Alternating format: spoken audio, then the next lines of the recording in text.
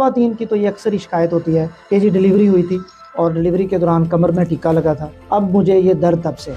और जब मैं कभी कोई ऑपरेशन कर रहा होता हूँ तो तब भी ये मसला आता है कि जी डॉक्टर साहब मुझे कमर में टीका ना लगाएं, पूरा बेहोश करें, क्योंकि बाद में फिर ये दर्द रह जाती है। ये कमर में टीका लगने से क्या कमर दर्द का कोई ताल्लुक है? सबसे पहले तो मरीज़ कहते हैं कि जी डॉक्टर साहब हड्डी में टीका नहीं लगाना, तो उनको ये बताना बहुत ज़रूरी है कि हड्डी में टीका लग भी नहीं सकता।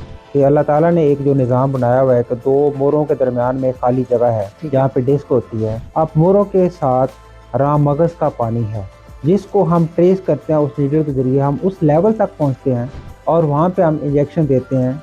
उससे आपका निचला दर्द तकरीबन 1.5 से 2 घंटे के लिए, या अगर दवाइयाँ कुछ हम उसमें मिलाते हैं तो 2.5 घंटे तक सोन हो जाता है। तो पेशेंट का ये एक शिकवा है कि जी इससे कमर दर्द स्टार्ट हो गई है, उसकी इससे कोई ना तल्लक है ना उसमें हकीकत है। अच्छा, ये जो टीका होता है कमर में लगने वाला, बाज़ औक़ात ये तो कमर दर्द से रिलीफ के लिए भी लगाया जाता है। इस इंजेक्शन के ज़रिए हम मरीज़ की कमर दर्द का इलाज करते हैं।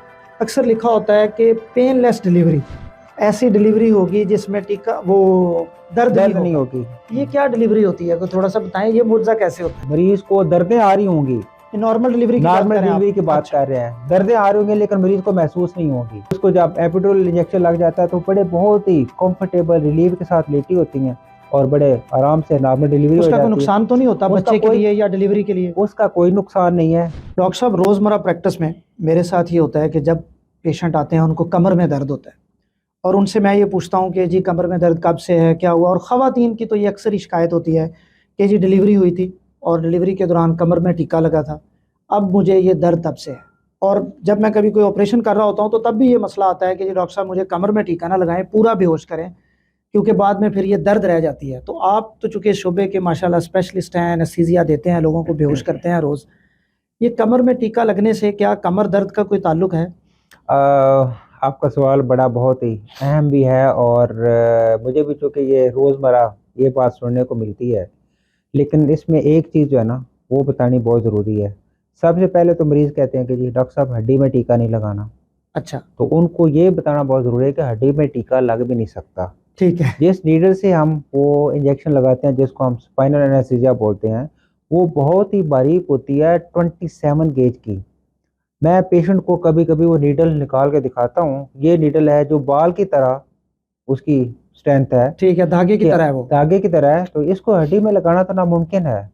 अब वो इंजेक्शन हम लगाते कहाँ पे हैं कि अल्लाह ताला ने एक जो निज़ाम बनाया हुआ है कि दो मोरों के दरमियान में खाली जगह है जहाँ पे डिस्क होती है।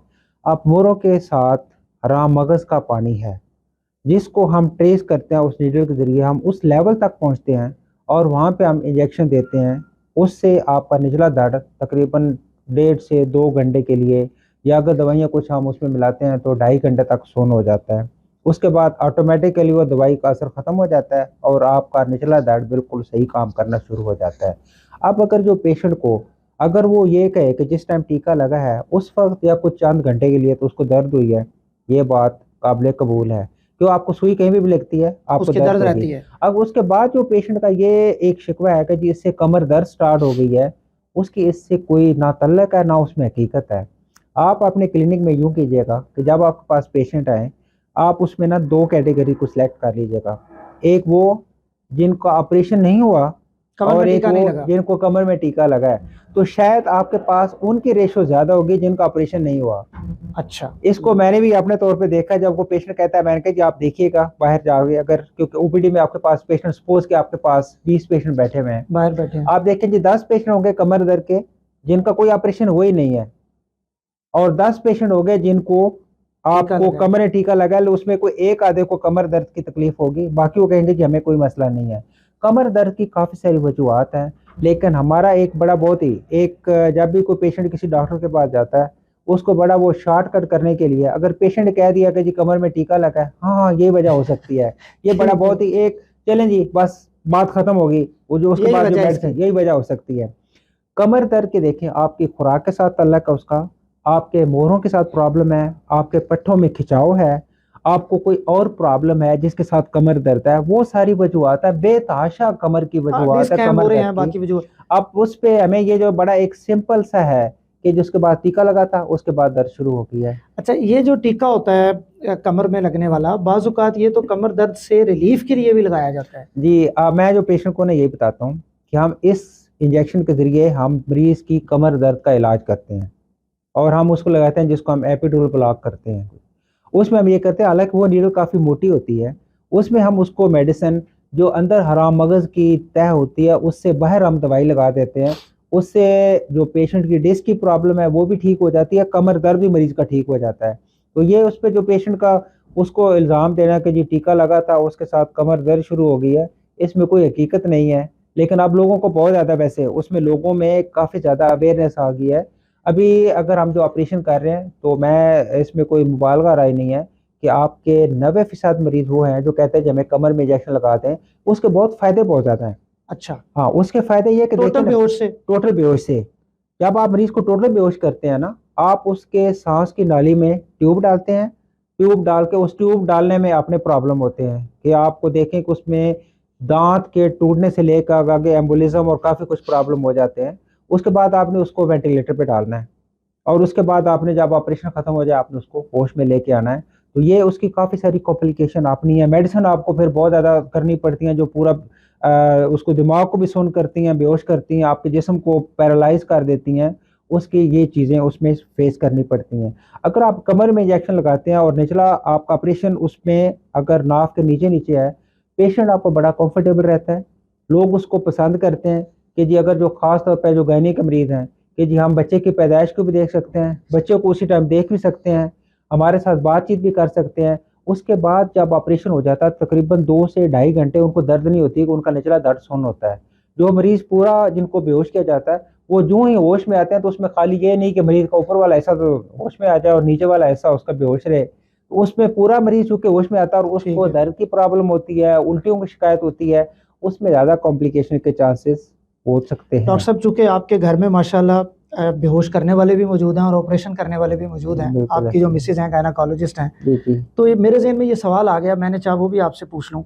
अक्सर लिखा होता है कि पेनलेस डिलीवरी, ऐसी डिलीवरी होगी जिसमें टीका वो दर्द नहीं दर्द नहीं होगा। होगी। ये क्या डिलीवरी होती है? कोई थोड़ा-सा बताएँ, ये मुअज़्ज़ा कैसे होता है? हाँ जी, ये उसमें ये जो अभी हम ज़िक्र कर रहे थे ना कि हम कमर दर्द का इलाज करते हैं एपिड्यूरल से, देखिए वही चीज़ है।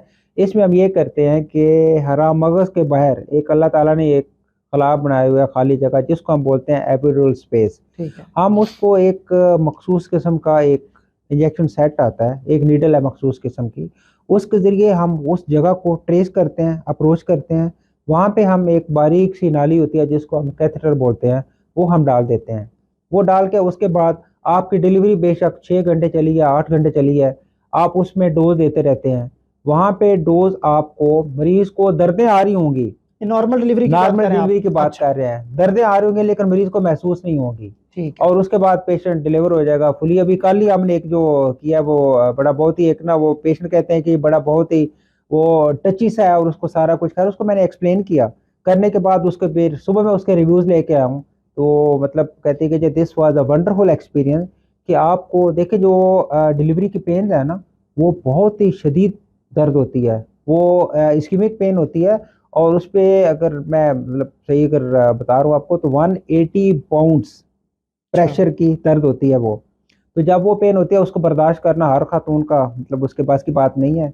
इसलिए उसको जब एपिड्यूरल इंजेक्शन लग जाता है तो बड़े बहुत ही कंफर्टेबल रिलीफ के साथ लेटी होती हैं और बड़े आराम से नॉर्मल डिलीवरी हो उसका कोई जाती है। नुकसान तो नहीं होता उसका बच्चे के कोई लिए या डिलीवरी के लिए? उसका कोई नुकसान नहीं है। कुछ लोगों का ये है कि उसपे जो एंड पे शायद सिज़ेरियन के चांसेस बढ़ जाते हाँ, हैं। यही मैं लेकिन पूछना चाह रहा हूँ। लेकिन ऐसी कोई स्टडी नहीं है, इस तरह का कोई सीन नहीं है।